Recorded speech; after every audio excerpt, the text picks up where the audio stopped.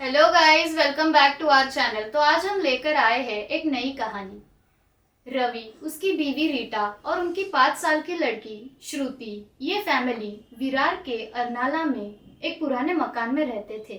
पर कुछ कारणों के वजह से और मकान मालिक के कहने पर वो लोग अब रहने के लिए किराए पे दूसरा घर देख रहे थे।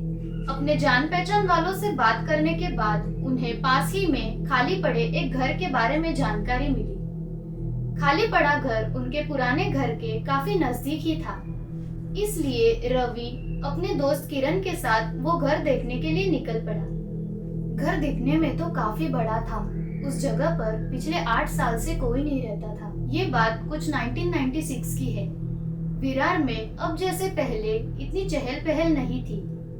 रवि को घर काफी पसंद आया था, लेकिन काफी बड़ा होने के कारण रवि ने मकान मालिक से कहा कि हमें इतने सारे रूम्स की जरूरत नहीं है, आप हमें बस एक ही रूम दे दीजिए और किराया कुछ कम कर दीजिए। तो मकान मालिक राजी हो गया और उसने कहा कि आप अपने हिसाब से इस घर में रहिए, हमें कोई दिक्कत नहीं है। वैसे भी पिछले 8 साल से यहाँ कोई किराएदार नहीं था। मकान मालिक से बात करके रवि और किरण जैसे ही घर से बाहर निकले, उनकी नजर पड़ोस में रहने वाले लोगों पर गई। अगले कुछ दिनों में ही रवि ने घर की शिफ्टिंग शुरू कर दी। रवि अपने दोस्त किरण के साथ घर की शिफ्टिंग कर रहा था और बेटी छोटी होने के कारण रीटा अपने पुराने मकान में ही रहती थी। शिफ्टिंग करते वक्त शाम के समय रवि दिया बत्ती करने के लिए घर की तरफ जा रहा था। तभी पड़ोस के घर में से उसे एक औरत की रोने की आवाज आने लगी। उस वक्त वहाँ उसे और कोई आवाज नहीं आ रही थी, बस एक औरत जोर जोर से रो रही थी। रवि को वो बात काफी अजीब लगी।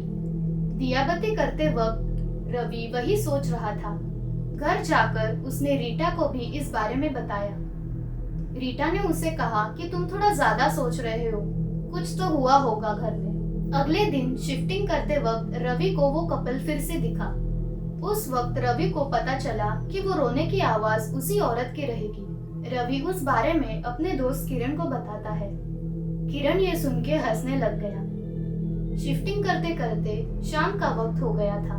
किरण घर के बाहर बैठा था और रवि घर में दिया बत्ती कर रहा था। थोड़ी ही देर में किरण परेशान होकर घर में आया। किरण ने कहा वो औरत आज भी फिर से रो रही है। ये सुनकर रवि के दिमाग में वो बात फिर से चलने लगी। अगले कुछ दिन ये सिलसिला रोज चल रहा था। वो रोने की आवाज जैसे रवि के दिमाग में से जा ही नहीं रही थी। आखिरकार परेशान होकर रवि उस औरत के पति से बात करने चला गया। ऐसे दिखने में तो काफी शांत लोग थे, मगर जब सच्चाई मालूम पड़ी तब रवि के पैरों तले जमीन खिसक गई। उस आदमी ने रवि को बताया कि आप जिस घर में रहते हो, उस घर में कई साल पहले एक औरत और उसकी बहू रह रहे थे। उस औरत के बेटे की एक एक्सीडेंट में मौत हो गई थी, पर लड़के के गुजर जाने के बाद उस औरत ने अपनी बहू को घर में ठीक से नहीं रखा। अक्सर शाम के समय दोनों के घर में झगड़े होते थे और वो औरत अपने बहू को मारा करती थी। अगले कुछ सालों बाद बुढ़ापे की वजह से वो औरत गुजर गई और बहू अपने मायके चली गई। ये घर पिछले 8 सालों से बंद है। हम भी यहाँ पिछले महीने ही रहने आए हैं। तब से मेरी बीवी शाम के वक्त काफी अजीब रहती है। उसे वो बूढ़ी औरत नजर आती है। ये सुनते ही रवि के होश उड़ गए। उस औरत की आत्मा आज भी वो घर से जुड़ी हुई है। अक्सर बेवक्त मौत होने से कई लोगों की आत्माएं अपने घर या उस जगह पे कुछ कारणों की वजह से फंस जाती है। आपको इस बारे में क्या लगता है, हमें कमेंट सेक्शन में जरूर बताइए। सो गाइस, कैसी लगी आपको ये हमारी आज की कहानी? अगर आप चाहते हो कि ऐसी स्टोरीज को आप मिस ना करो तो हमारी चैनल को सब्सक्राइब कीजिए। Thank you guys, good bye.